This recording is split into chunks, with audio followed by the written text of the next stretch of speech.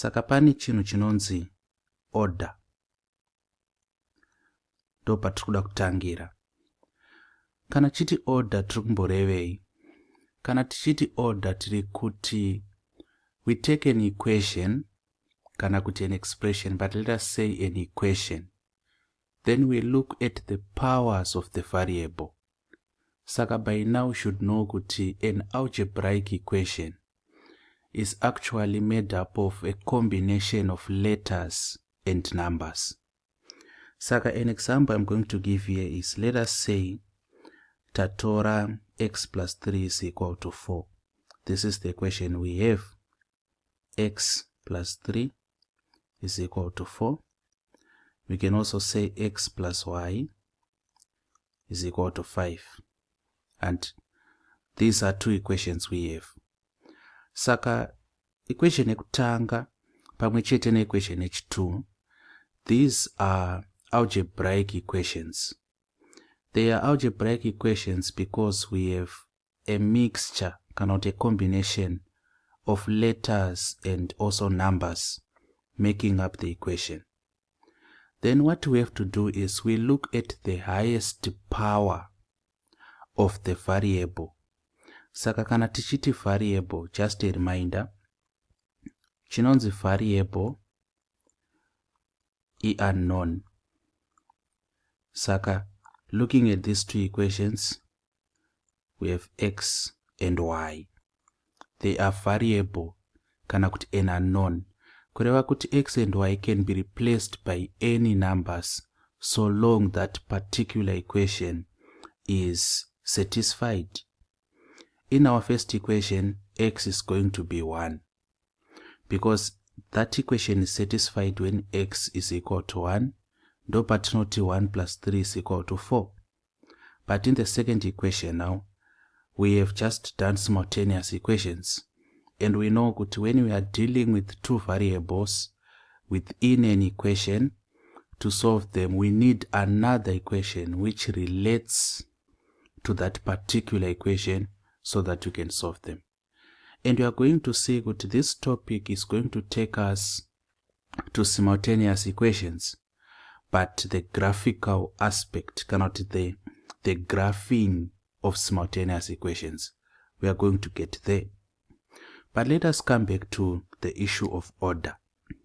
Saka tikatarisa the highest power of the unknown, x panapa the highest power ndi 1.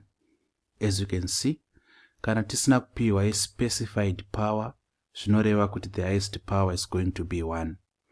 The same applies na x ari pano pamwe chete na y ari apo. The highest power is 1. When the highest power is 1, like in this case, triggered if the highest power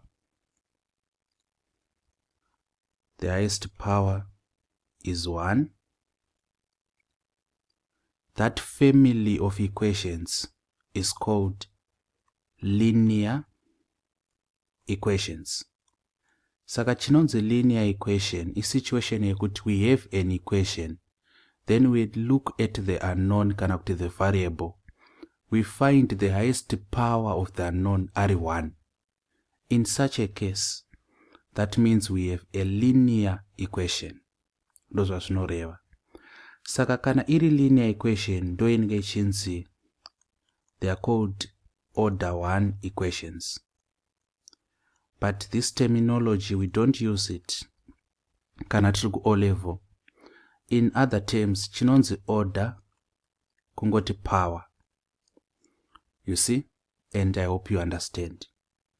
Saka that is how we define linear equations. Tichibva apa chatarisa my equations erudzi urwu. For example, x squared plus 3x is equal to 5. It can be 2x squared plus 4x minus 6 is equal to 0, etc. Chichakuitika apa manje.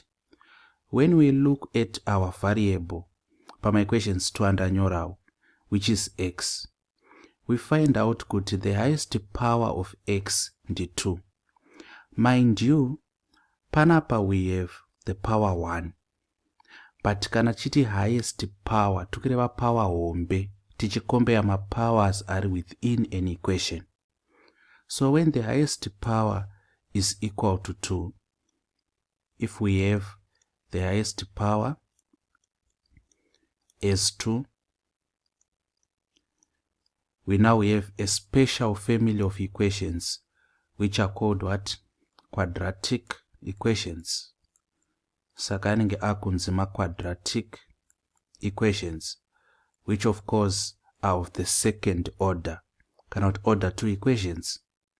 Saka quadratic equations, as you can confirm with the lessons we did under the cluster factorization, as you can also confirm with the lessons we are going to do when we discuss quadratics and functions, the highest power is going to be 2. So mukaona equation algebraic ine letters nema numbers, motarisa kuma letters moona kuti the highest power yema letters ndi 2, zvoreva kuti you are dealing with quadratic equations.